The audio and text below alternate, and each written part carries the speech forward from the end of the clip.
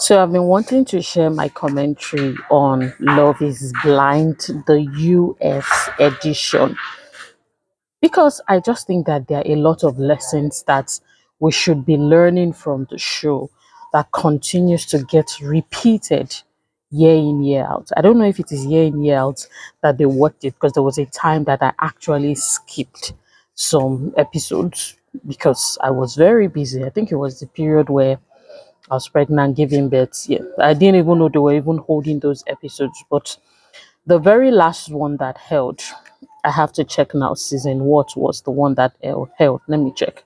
So that was season 10. It was still a repetition of the same thing, the same thing. In fact, I think before that season 10, there was a particular season. I hope I am getting the season correctly. Maybe it is season 9 or season 8. I think it was season 9 before season 10. There was absolutely nobody that got married there. And while that looks like a win, there are some things I'm going to point out. Number one, so I have some lessons here, and I'm going to just be sharing some that I've already documented. I shared some of my thoughts on social media a while ago. Number one of the most important things that you have to have as an adult is emotional mastery. A lot of times you see that a lot of people are overtaken by their emotions, and I understand this is my field, so I get the emotional high that comes with meeting a new person, meeting a person who you think accepts you, meeting a person who you feel is receiving you for who you are, who loves you, who values you, and so on and so forth. I get it. But the reason why we're adults and we're not children who cannot regulate our emotions is the ability to master our emotions, our emotional mastery. That is the biggest thing that we need to learn as we become adults, learning about our emotions and mastering it. A person who is in love and feel like they cannot contain their emotions, is there any difference from that person and a person who is overtaken by rage and goes to commit murder? Would you say that there is any difference? And you may look at it and say, oh, Signal, oh, you're going so extreme. But it's true. It is all about regulating your emotions. I watch true crimes all the time. And a lot of the times, of course, a lot of the times, these crimes are premeditated. But a lot of the times, these crimes are not premeditated. The person is just in that state of rage, anger, and they go on to do something that they will forever regret, just because they're not able to master their emotions. I am starting out with this point because being able to master your emotions helps you to be able to see road. If I'm to speak in Nigerian parlance, it helps you to be able to detect the right from the wrong. If you're not able to master your emotions, then even if a person is telling you lies, you are going to keep accepting that the person is telling you the truth because of how that person is making you feel. A lot of times I see on the Love is Blind episodes that many people are overtaken by their emotions. And so even when the internal alarm should be going off, some of the people go as far as being in a delusional world. Just look at season 10. There was a particular bride. I know it was funny, but it wasn't funny. Who kept thinking, yeah, he will marry me.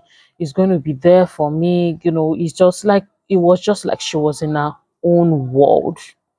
And this thing is a skill that has to be learned. You do not have to get into a relationship first for you to be able to tell the difference between when a person is into you, serious with you, and a person who is unserious with you. It should be a skill that everybody needs to teach their child so that as they even go into the teenage years, they can apply it to even friendship. You don't need to wait to be in a romantic relationship before you know how to master your emotions, or you know how to regulate it, or you know how to keep yourself in check despite your emotions. And that takes me to one of the things that I just constantly see, and I'm wondering if it is more like a personal conviction over just the whole mastering of emotions thing, the way people have sex on Love is Blind outside of marriage is alarming. I mean, look at the season 9. They did not a lot. Is it season 9 now? I think so. Whether it's season 9 or season 8, but I think it was season 9. None of them got married. At least that's one. That's the one I watched that nobody got married, but everybody smashed everybody. And it just doesn't make any sense. There are better ways. This is why many people carry hurt and keep spreading trauma. Because for many of the ladies, they gave themselves up to these men, in quotes, gave themselves up with their body and gave them the VT. If you know, you know. But yeah, that's what I'm going to be calling it now. They gave them the VT in the hopes that maybe they will be accepted. And maybe for some men as well, they also thought that, hey, I'm giving the PT because, yeah, I'm going to, this is the person I'm going to, like, you have got to put some structure into your life. And maybe people sometimes do not put structure into their relationship because they do not put structure into their lives. You have got to put some structure into your life by having and creating boundaries. You can't, it doesn't matter where you meet them. It doesn't matter who is creating the show. You can't just meet a person. You can't just meet a person. And all of a sudden, they have access to one of your most intimate parts of your body. Like, how is this happening? And how is this being normalized? The funniest thing is that the same set of people who are busy feeling like they can't do without each other, they love each other, who are also going to are the same people who are also going to are the same people who are also going to be fighting. Just look at the episode. Which 10 did it was season? Season. I keep calling it episode. Season 10. Some of the people were fighting like they have never met each other. They have never met, like they were speaking like they've never met each other. If you could see the hate. These were people who just months prior were with each other, smashing each other, loving each other, professing fake love. I call it fake love because real love has structure, and that's my point number 2.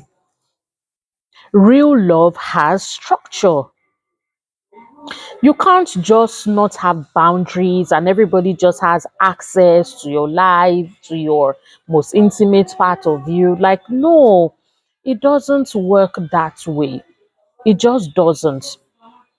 So, if you are going to grow in love, if you're going to get to meet somebody, one of the reasons why people continue to be heartbroken is because there's no structure and there's no organization.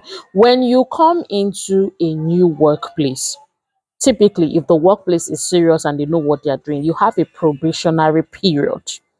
You don't just come in and just like, yeah, you're now the best fit. You are in for life. There's a probationary period and then a confirmation period and so on and so forth. We have those kind of structures in our lives. We see it in our lives. We even put it into practice in other parts of our lives. But then we come into the relationship and we fling it away. It's more like it doesn't exist. It's more like it doesn't exist. We do not care about the structure. So putting structure, I believe, for participants in Love is Blind and for those watching them is one of the easiest ways to not continue to repeat the heartbreak that we'll continue to see. Because somebody may be watching and be saying, how can we avoid the constant heartbreak that continues to come up? Well, the way to be able to avoid it is to put some structure into your love life and put some structure into your romantic life. What is point number? Let me go to the next point. The next point number 3, is you cannot convince a person who is not interested in marriage to marry you. They have to be looking to get married as seriously as you are too. One of the reasons why I even really settled to watch Love is Blind. By the way, I like good social experiments. I like give me some good social experiments. I like to watch it. But it's not all the social experiments that I watch. So far, currently, it's only Love is Blind that I watch, maybe at least at the time of this recording, except a new one comes out. I've heard of some of the other ones that are available on the flicks, but you know, it's not. I do not think that they are serious minded there. My own thoughts, and I'm just like, what's the difference? So when I watch, one of the reasons why I started to watch Love is Blind is because it's supposed to also teach a concept of trying to get to know a person beyond their looks. And that's one of the reasons why I enjoyed, or I opted in for trying it out. It was just one day I was like, okay, let me try this out and see what it looks like. A lot of times many people are not asking the right questions, or you see some people trying to be in the room because they put them in a room and they are not seeing each other and they're trying to interview each other, have conversations, but you see other people trying to maybe arouse the other person, like they're doing every other thing that is not marriage worthy apart from the real deal, which should be about marriage.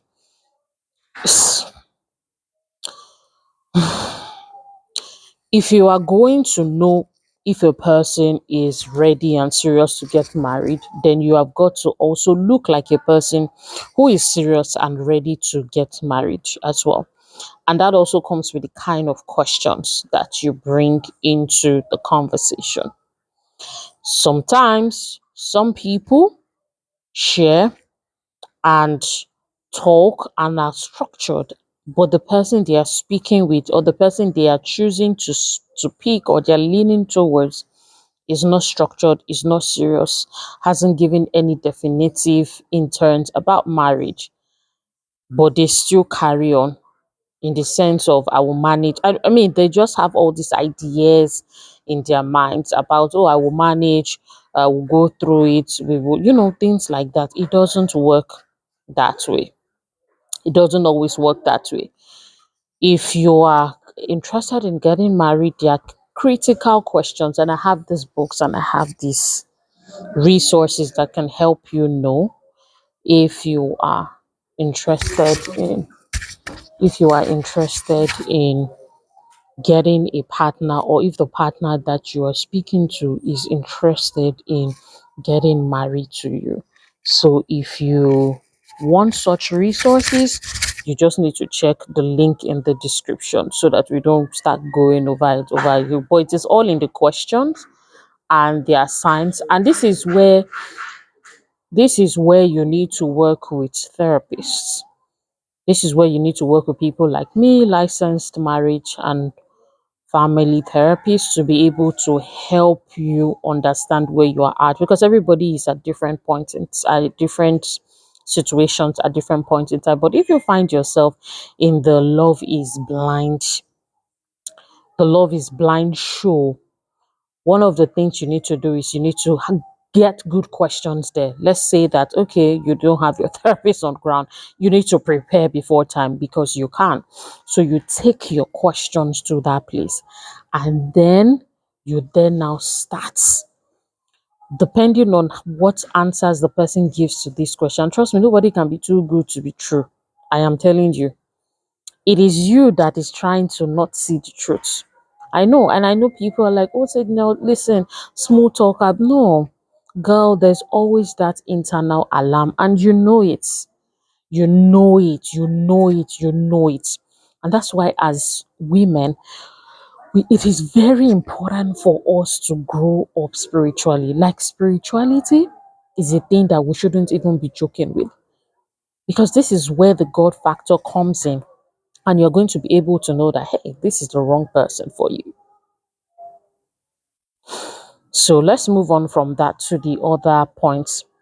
The next point is one moment.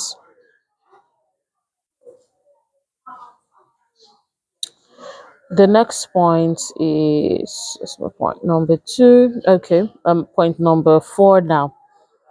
Okay, so I put here that every second you spend making out can be used to ask at least 3 questions that will give you insight into your potential spouse, to know if they are the ones for you. Absolutely. And I spoke about that when I was speaking about sex. I just think that there's just so many. In fact, some of them, when you watch this season, where they are supposed to be resolving conflict, they are using making out and sleeping with each other to solve it. Like those things do not solve conflicts. They just don't. They just don't. So you see people trying to make out, trying to have sex to get over it, and you are only pushing the matter to a further date. Because this is why you see that people take people to the altar. When the love is blind, there's this situation whereby if you want to get married to the person, then they set up this wedding thing for you, I think fully sponsored by Netflix and all that, and then you then now get to say I do or I don't. So you don't have to say I do because they set up the whole thing. But it's just very embarrassing when you bring, because some people bring their family members. The other season, the person even brought her daughter. It's just a whole lot going on, and then it was an I don't, or it was an I do. It was an I do, but the marriage did not work out, which should have been an I don't from the altar. But I think again, this emotion mastery thing, the person that was supposed to say the I don't was not able to master his emotions, because that guy could have just, yeah, he could have just roughed it, but he wasn't. He probably did not know how to put it together, and maybe how to put what and how he was feeling into words, and that is how he was able to get into the marriage, and it didn't work out for him and the girl anyways. Apart from the fact that there were so many things that they did not even talk about at length. So let me tell you this, when you start talking about serious matters, it's going to get extended. It's not just going to be like, okay, no, it's going to get extended. Sometimes it may get heated. You guys, if you need to go on a break and come back to it, you must. You must. Because just saying, oh, it doesn't matter, I'll manage, never works. Like, it just never works. Okay, so this should be number 5 here. I hope. You cannot be true to others when you haven't nakedly, that was the word I put here, been true to yourself. Yes, sometimes candidates, and this is a reflection of the society. These people here are a reflection of the society. That is why I am actually reviewing this, because I think these are important lessons that we should be learning and we should be using and imputing as we get into our own relationship. But we are not paying attention to it. So that's why I'm bringing it to the fore. The You cannot be true to yourself. You cannot be true to others when you haven't been nakedly been true to yourself. Many people are not true to themselves for reasons best known to them, and also based on certain struggles. Maybe how they grew up, they were taught not to be honest with themselves. Like there's a whole lot, and there are a whole lot of reasons why people are usually not true to themselves, but you have got to learn it.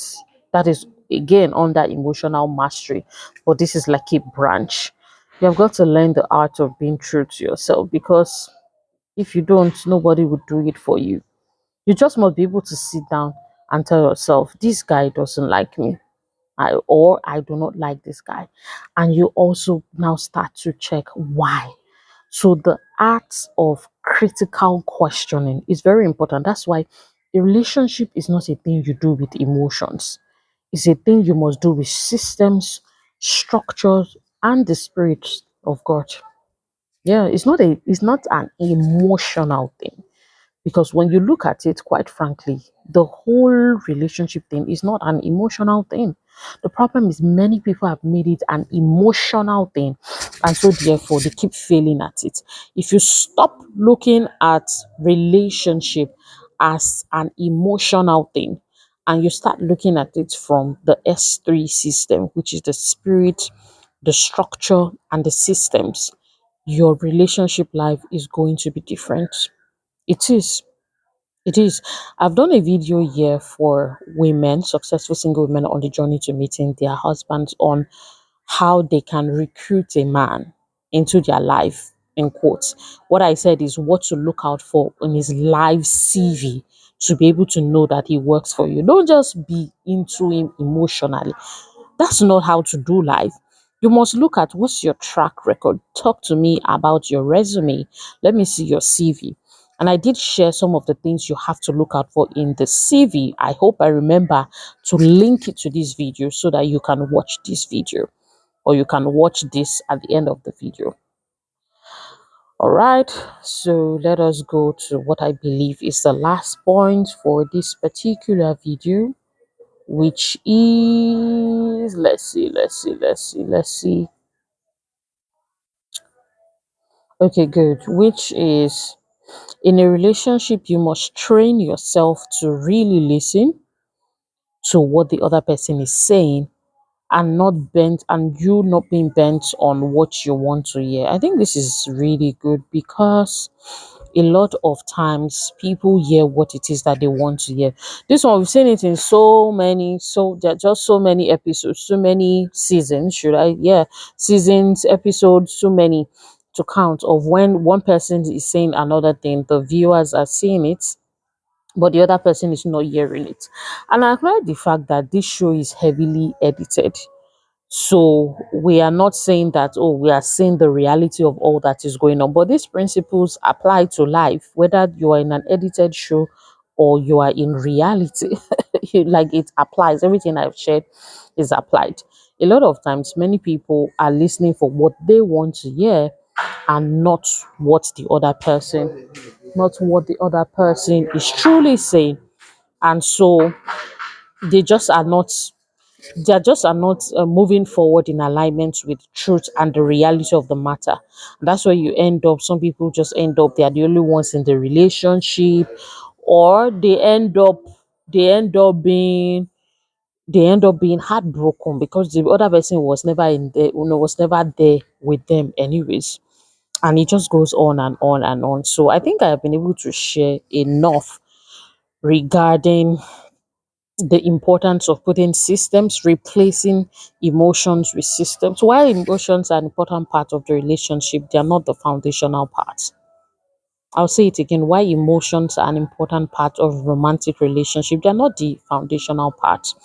The problem is that a lot of soap operas, books, and so on and so forth have sold emotions as kind of like the lifeline for relationship, and it's not true. Because can't you see the statistics? Can't you see the charts? Can't you see the report card? It is not working. The relationship led model of living out romantic relationship is not working. You cannot keep doing the same thing and expecting a different result. It has been tagged as insanity.